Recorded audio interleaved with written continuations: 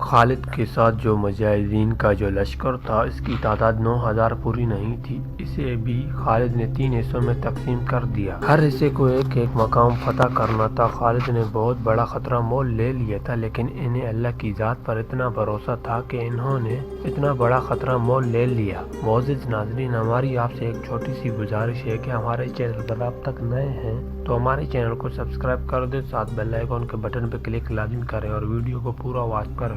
صبح ہوتے ہی تدمیر کی طرف کوچ کر گئے اور 2 سالار اپنے اپنے دستوں کو لے کر سخہانہ اور قدمہ کو روانہ ہو گئے۔ خالد نے جاتے ہی تدمیر کے قلعے کا محاصرہ کر لیا۔ اس میں بھی عیسائیوں کی فوج تھی۔ خالد نے نعروں کے ساتھ قلعے کے دروازوں پر ہلے بولے اور بار بار اعلان کرایا کہ قلعہ ان کے حوالے کر دیا جائے۔ یا دیکھا گیا کہ قلعے کے دفاع میں لڑنے والوں میں کوئی جوش و خروش نہیں تھا۔ زیادہ وقت نہیں گزرا تھا کہ قلعے کے دروازہ کھلا اور عیسائی سردار باہر آ گیا۔ انہوں نے خالد سے پوچھا کہ وہ کن شرائط پر صلح کرنا چاہتا ہے۔ جزیہ ادا کرو، خالد نے کہا، اور یہ معاہدہ کہ یہاں سے مسلمانوں کا جو بھی لشکر یا دستہ گزر کرے گا اسے کھانا پینے کا سامان تم مہیا کرو گے اور قلعے میں رکنا ہوا تو تم اسے جگہ دو گے۔ تمہاری فوج لوٹ مار تو نہیں کرے گی؟ ایک عیسائی سردار نے پوچھا۔ جزیے کے عوض تمہاری عزت اور تمہاری جانوں و اموالوں کی حفاظت ہماری ذمہ داری ہوگی، خالد نے کہا۔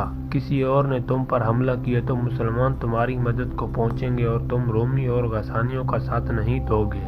ابن ولید، ایک سردار نے کہا، ہم نے جیسا سنا تھا تجھے ویسا ہی پایا، اب تو ہمیں اپنا دوست پائے گا۔ عیسائیوں کے سب سے بڑے سردار نے اعلیٰ نسل کا ایک گھوڑا خالد کو پیش کیا۔ یہ بڑا قیمتی گھوڑا تھا۔ یہ دوسرا قلعہ تھا جو خالد کے قدموں میں آن پڑا اور خالد اللہ کے حضور سجدے میں گر پڑے۔ پھر سخہانہ اور قدموں میں ایک جیسا ہی معجزہ ہوا۔ دونوں دستوں کے سالاروں پر ہیجانی کیفیت طاری تھی۔ ایک خطرہ یہ تھا کہ وہ دشمن ملک کے زیادہ اندر یعنی گہرائی میں جا رہے تھے، دوسرا یہ کہ عرق سے فوجی چلے گئے تھے۔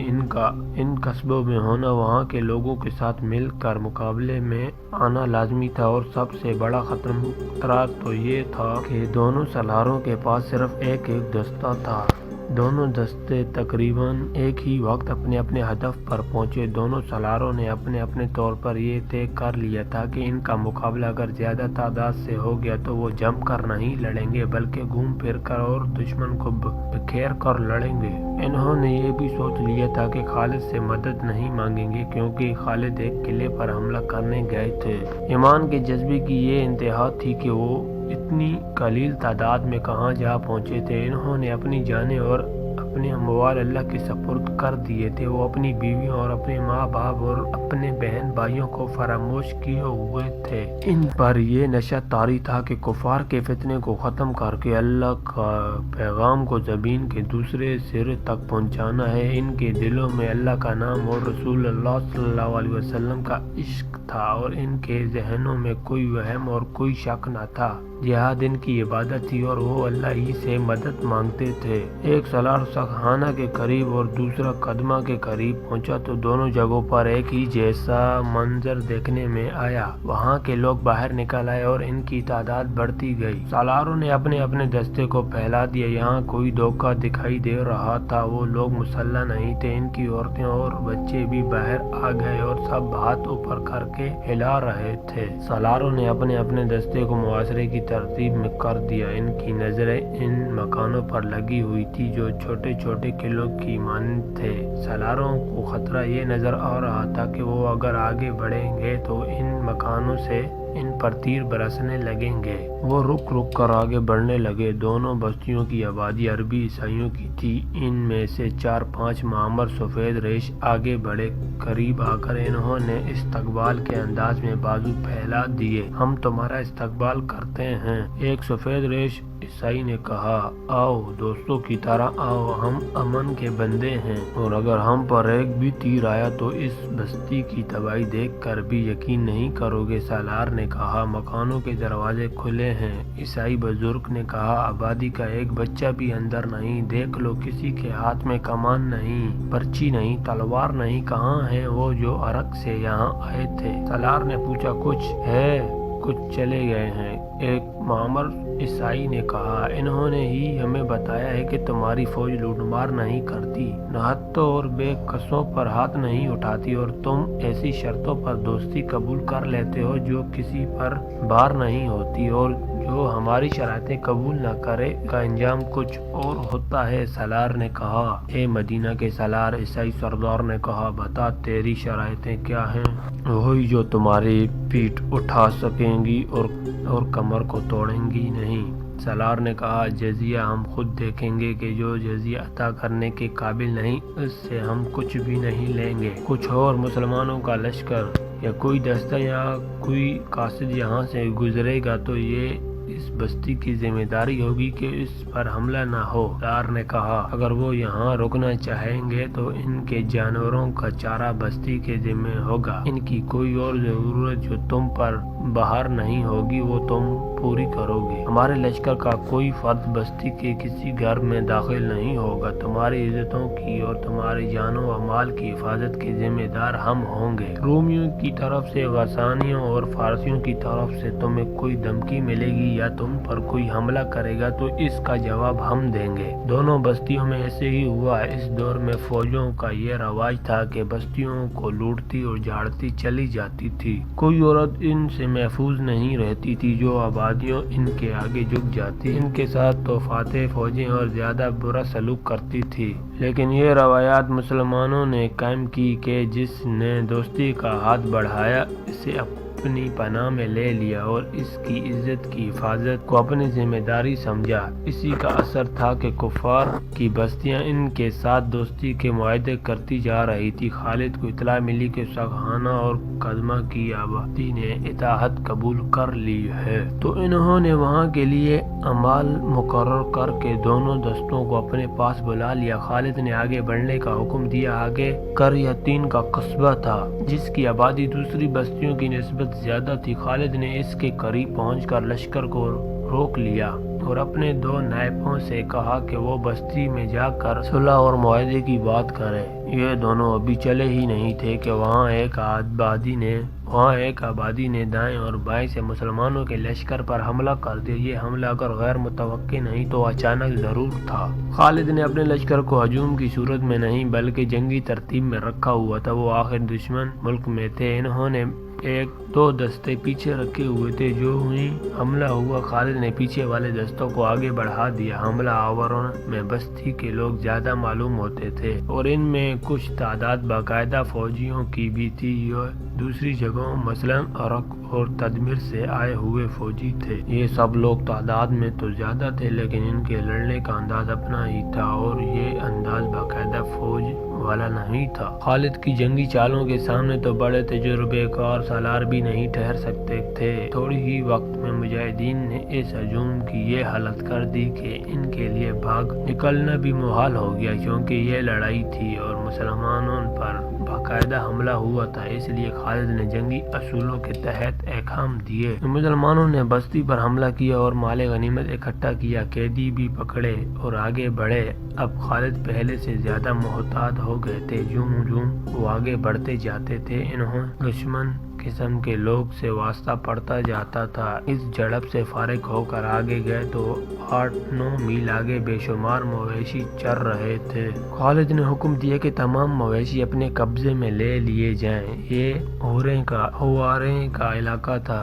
مجاہدین مویشیوں کو پکڑ رہے تھے تو ہزاروں آدمیوں نے ان پر حملہ کر دیا۔ یہ سب عیسائی تھے۔ غسانیوں کی خاصی تعداد نہ جانے کہاں سے ان کی مدد کو آن پہنچی۔ یہ ایک شدید حملہ تھا۔ حملہ آور قہر اور غضب سے لڑ رہے تھے۔ ان کا ایک ہی نعرہ سنائی دے رہا تھا، انہیں مسلمانوں کو کاٹ دو، انہیں زندہ نہ جانے دو۔ خالد کی حاضر دماغی اور مجاہدین کی ہمت اور ان کا استقلال نے انہیں اس میدان میں بھی فتح دی، لیکن مجاہدین کے جسموں میں اگر کچھ تازگی رہ گئی تھی تو وہ بھی ختم ہو گئی۔ کسی بھی تاریخ میں مجاہدین کی شہادت اور زخمی ہونے کے عدد و شمار نہیں ملتے۔ ان پر جو حملے ہوئے تھے ان میں یقیناً کئی مجاہدین شہید ہوئے ہوں گے، بعض شدید زخمی ہو کر ساری عمر کے لیے معذور بھی ہوئے ہوں گے۔ شہیدوں کی تعداد دشمن کے مقابلے میں کم ہو سکتی ہے، یا یہ کہنا کہ کوئی بھی شہید نہیں ہوا درست نہیں۔ اس طرح مجاہدین کی تعداد کم ہوتی جا رہی تھی اور کوئی امید نہیں تھی، پھر بھی مجاہدین سیلاب کی مانند بڑھ رہے تھے۔ خالد رضی اللہ تعالیٰ عنہ اب زنجیروں والی خود جس پر وہ سرخ امامہ باندھے رکھتے تھے رات کو ہی اتارتے تھے۔ لشکر کہیں قیام ہوتا تو خالد مجاہدین کے درمیان گھومتے پھرتے رہتے۔ ان کے چہرے پر تازگی اور ہونٹوں پر مسکراہٹ ہوتی تھی۔ ان کی مسکراہٹ میں طلسماتی تاثر تھا جو مجاہدین کے حوصلوں اور جذبے کو تر و تازہ کر دیتا تھا۔ ہواریں کے لوگوں کو شکست دیکھ کر خالد نے وہاں صرف ایک رات قیام کیا اور صبح دمشق کی سمت کوچ کر گئے۔ شام اور لبنان کے درمیان ایک سلسلہ کوہ ہے، اس کی ایک شاخ شام میں چلی جاتی ہے۔ دمشق سے تقریباً 20 میل دور 2000 فٹ کی بلندی پر ایک درہ ہے جس کا نام ثنیۃ العقاب درہ عقاب ہے۔ اسے یہ نام خالد نے دیا تھا۔ دمشق کی طرف کوچ کے دوران خالد کا لشکر تقریباً 1 گھنٹے کے لیے رکا تھا اور خالد رضی اللہ تعالیٰ عنہ نے اپنا پرچم عقاب یہاں گاڑا تھا۔ مورخ لکھتے ہیں کہ خالد کتنی دیر وہاں رکے رہے، ایک جگہ کھڑے دمشق کی طرف دیکھتے رہے۔ ان کے سامنے زرخیز سرسبز اور شاداب علاقے تھے۔ صحراؤں کے یہ مجاہد اتنا سرسبز اور دل نشیں خطہ دیکھ کر حیرت کا اظہار کر رہے تھے۔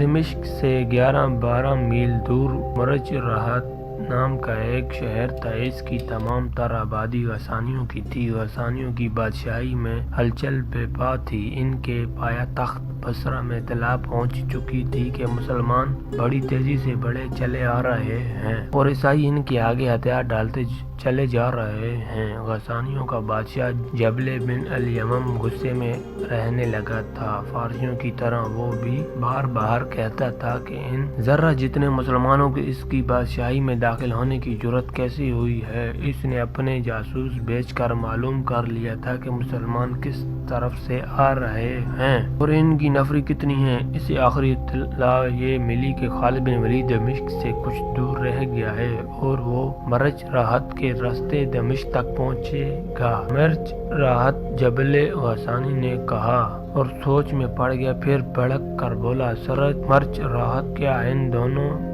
دنوں وہاں میلہ نہیں لگا رکھتا؟ کیا ان دنوں وہاں میلہ نہیں لگا کرتا؟ میلہ شروع ہے، اسے جواب ملا۔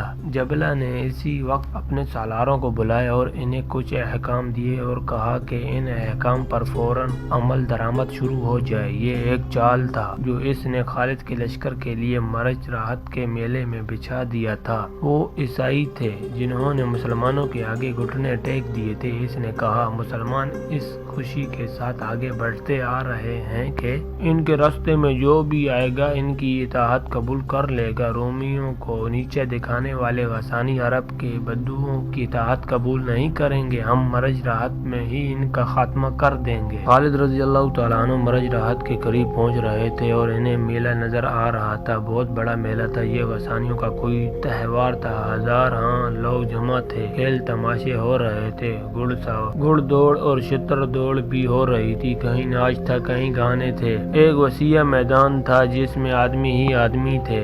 ان کی تعداد 20,000 کے لگ بھگ تھی۔ خالد کا لشکر جب کچھ اور قریب گیا تو تہوار منانے والا یہ ہجوم دیکھتے ہی دیکھتے فوج کی صورت میں اختیار کر گئے، جنگی ترتیب میں آ گیا۔ گھڑ سوار باقاعدہ رسالہ بن گئے۔ ہر آدمی تلوار یا برچی سے مسلح تھا۔ عورتیں اور بچے بھاگ کر قصبے میں چلے گئے اور ہجوم جو فوج کی صورت اختیار کر گیا تھا اس طرح دائیں اور بائیں پھیلنے لگا جیسے مجاہدین کو گھیرے میں لینے چاہتے ہوں۔ مجاہدین کو اپنے پیچھے سرپٹ دوڑتے گھوڑوں کا قیامت خیز شور سنائی دیا۔ ادھر دیکھا، غسانی سواروں کا ایک دستہ تلواریں اور برچیاں تانے سمندر کی طوفانی لہروں کی طرح چلے آ رہے تھا۔ یہ تھا وہ چال جو جبلہ بن الیمم نے خالد کے لیے بچھایا تھا۔ ممکن نظر نہیں آتا تھا کہ خالد اپنے لشکر کو اس چال سے نکال سکیں گے۔ مجاہدین کی تعداد 9000 بھی نہیں رہ گئی تھی اور جس دشمن نے انہیں اپنے جال میں لے لیا تھا اس کی تعداد 3 گنا تھی۔ مجاہدین تھکے ہوئے بھی تھے۔ 5 روزہ صحرائی سفر کے بعد وہ مسلسل پیش قدمی اور معرکے آرائی کرتے آ رہے تھے۔ غسانیوں کے بادشاہ جبلہ نے ٹھیک سوچا تھا کہ مسلمان کوچ کی ترتیب میں آ رہے ہوں گے اور انہیں جنگی ترتیب میں آتے کچھ وقت لگے گا اور ان پر حملہ اس طرح ہوگا کہ انہیں سنبھلنے کا موقع نہیں ملے گا۔ اس نے مسلمانوں کی قلیل تعداد کو بھی پیش نظر رکھا تھا اور یہ کہ مسلمان میلے کو بے زر لوگ میلہ ہی سمجھیں گے۔ غسانیوں کو معلوم نہیں تھا کہ خالد میلے پر نہیں آئے تھے، وہ تجربے کار سالار تھے، انہیں اچانک حملوں کا تجربہ ہو چکا تھا۔ انہیں احساس تھا کہ جوں جوں وہ دشمن ملک کے اندر ہی اندر جا رہے ہیں حملوں اور چھاپوں کا خطرہ بڑھتا ہی جا رہا ہے۔ چنانچہ وہ لشکر کو ایسی ترتیب میں رکھتے تھے کہ اچانک اور غیر متوقع حملے کا فوراً مقابلہ کیا جائے۔ ان کے عقب سے غسانیوں کے جو سوار طوفانی موجوں کی طرح آ رہے تھے وہی مسلمانوں کو کچلنے کے لیے کافی تھے۔ خالد کی توجہ اس رسالے پر تھی اور وہ مطمئن تھے۔ مجاہدین ایک مشین کی طرح اس صورتحال سے نمٹنے کی ترتیب میں آ گئے۔ خالد نے خود نعرہ تکبیر بلند کیا جس کا مجاہدین نے رعد کی کڑک کی طرح جواب دیا۔ اس کے ساتھ ہی انہوں نے بلند آواز سے کچھ احکام دیے۔ خدا کی قسم ہم انہیں سنبھال لیں گے۔ خالد نے بلند آواز سے کہا، اللہ کے نام پر، محمد الرسول اللہ صلی اللہ علیہ وسلم کے نام پر۔ غسانیوں کا رسالہ بڑی تیزی سے قریب آ رہا تھا۔ اس کے پیچھے اور کچھ دائیں سے ایک اور رسالہ نکلا۔ سینکڑوں گھوڑے انتہائی رفتار سے دوڑے آ رہے تھے۔ ان کا رخ غسانی سواروں کی طرف تھا۔ پیچھے دیکھو، کسی غسانی سوار نے چلا کر کہا، یہ مسلمان سوار معلوم ہوتے ہیں۔ پیچھے سے آنے والے سوار مسلمان ہی تھے۔ یہ مجاہدین کے لشکر کا عقبی حصہ رائر گارڈ تھا۔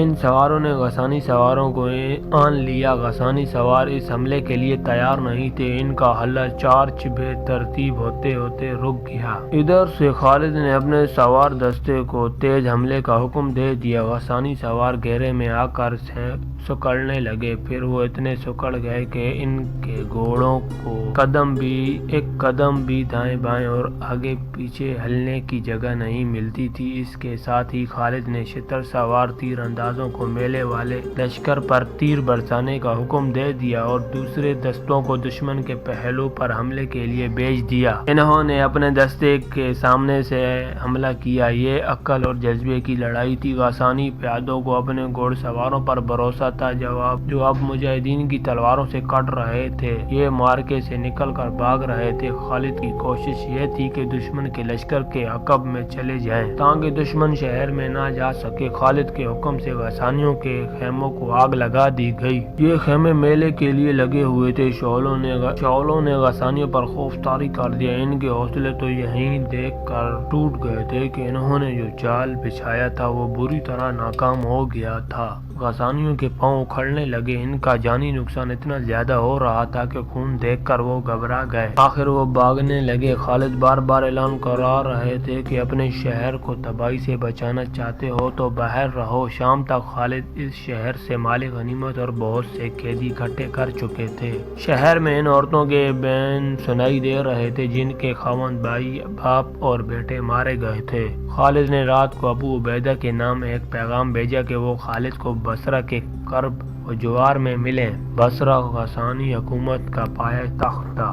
غسانی اور رومی مل کر بصرہ کے دفاع کا انتظام کر رہے تھے۔ مجاہدین کا بڑا ہی سخت امتحان ابھی باقی تھا۔ وہ جو محمد صلی اللہ علیہ وسلم کو اللہ کا بھیجا ہوا رسول نہیں مانتے تھے اور اللہ کو وحدہ لا شریک نہیں سمجھتے تھے، وہ ابھی تک جنگی طاقت کو افراد کی کمی بیشی سے اور ہتھیاروں کی برتری اور کمتری سے ناپ تول رہے تھے۔ حیران تو وہ ہوتے تھے کہ مسلمان کس طرح اور کس طاقت کے بلبوتے پر فتح حاصل کرتے آ رہے ہیں، لیکن اپنی فوجوں اور گھوڑوں کی افراد اور اپنے ہتھیاروں کی برتری کا ان کو ایسا گھمنڈ تھا کہ وہ سوچتے ہی نہیں تھے کہ انسان میں کوئی اور طاقت بھی ہو سکتی ہے، اور یہ طاقت عقیدے اور مذہب کی سچائی ہوتی ہے۔ غسانیوں کا بادشاہ جبل بن الیمم بصرہ میں اس خبر کا انتظار بڑی بے تابی سے کر رہا تھا کہ مرج الراحت میں اس کا دھوکہ کامیاب ہو رہا ہے اور مسلمانوں کو کاٹ دیا گیا ہے۔ اس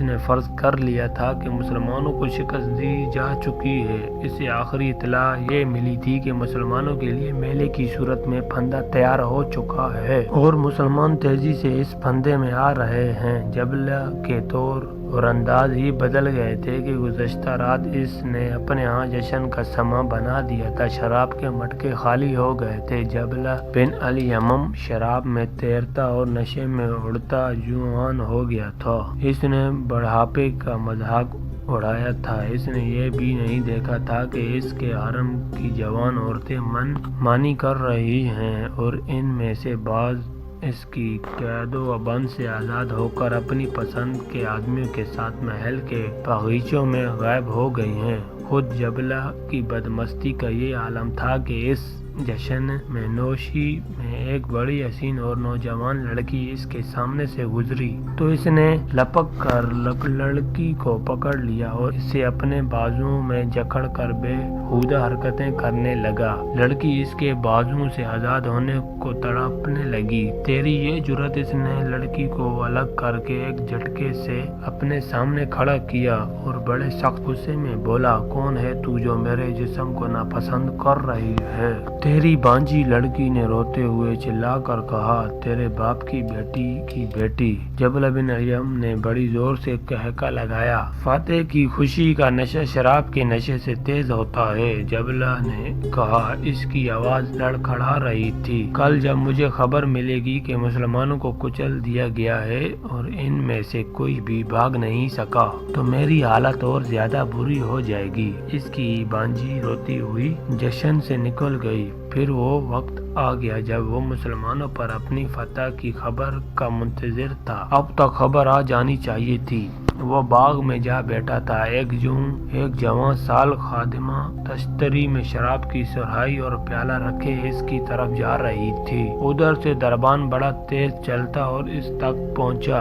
آیا ہے کوئی؟ جبلہ نے بےتاب ہو کر دربان سے پوچھا۔ کوئی مرج الراحت سے آیا ہے؟ قاصد آیا ہے، دربان سے دبے سے لہجے میں کہا۔ زخمی ہے، بھیجو اسے۔ جبلہ نے جوش سے اٹھتے ہوئے کہا، وہ فتح کی خبر لایا ہوگا، اسے جلدی میرے پاس بھیجو۔ خادمہ تشتری اٹھائے اس کے قریب کھڑی تھی۔ ادھر سے ایک زخمی چلا کر آ رہا تھا، وہیں سے کہو کہ تم فتح کی خبر لائے ہو۔ جبلہ بن الیمم نے کہا۔ زخمی قاصد نے کچھ نہ کہا، وہ چلتا آیا۔ اس کے کپڑے اپنے زخموں کے خون سے لال تھے، اس کا سر کپڑے میں لپٹا ہوا تھا۔ کیا تم اتنے زخمی ہو کہ بول نہیں سکتے؟ جبلہ نے بلند آواز سے پوچھا۔ بول سکتا ہوں، قاصد نے کہا، لیکن جو خبر لایا ہوں وہ اپنی زبان سے سنانے کی جرأت نہیں۔ کیا کہہ رہے ہو؟ جبلہ کی آواز دب سی گئی۔ کیا مسلمان پھندے میں نہیں آئے؟ آ کر نکل گئے ہیں۔ ہاں، قاصد نے شکست خوردہ آواز میں کہا، وہ نکل گئے ہیں۔ انہوں نے ایسی چال چلی کہ ہم ان کے پھندے میں آ گئے۔ اپنی فوج کٹ گئی ہے، مرج الراحت کو انہوں نے لوٹ لیا ہے۔ جبلہ بن الیمم نے تشتری سے شراب کی سراہی اٹھائی۔ خادمہ نے پیالہ اٹھا کر اس کے آگے کیا۔ جبلہ نے سراہی بڑی زور سے قاصد پر پھینکی۔ قاصد بہت قریب کھڑا تھا، سراہی اس کے ماتھے پر لگی، وہ تیورا کر گرا۔ جبلہ نے خادمہ کے ہاتھ سے پیالہ چھین کر اس کے منہ پر مارا اور لمبے لمبے ڈاگ بھرتا وہاں سے چلا گیا۔ غسانیوں کے بادشاہ کا محل ماتمی فضا میں ڈوب گیا۔ مرج راحت کے بگوڑے غسانی بصرہ میں آ گئے اور بصرہ ماتمی شہر بن گیا۔ اصل ماتم تو ان کے یہاں تھا جن کے بیٹے، بھائی، خاوند اور باپ اس پھندے میں آ کر مارے گئے تھے جو انہوں نے خالد کے مجاہدین کے لیے تیار کیے تھے۔ اس ماتم کے ساتھ ایک دہشت بھی آئی تھی اور یہ دہشت ہر گھر میں پہنچ گئی تھی۔ ان کے تیر زہر میں بجھے ہوئے ہوتے ہیں، کسی کو اس سختی سے خراش بھی آ جائے تو وہ مر جاتا ہے۔ ان کے گھوڑے پروں والے ہیں، کہتے ہیں، ہوا سے باتیں کرتے ہیں۔ ان مسلمانوں کا رسول اللہ صلی اللہ علیہ وسلم جادوگر تھا، اس کا جادو چل رہا ہے۔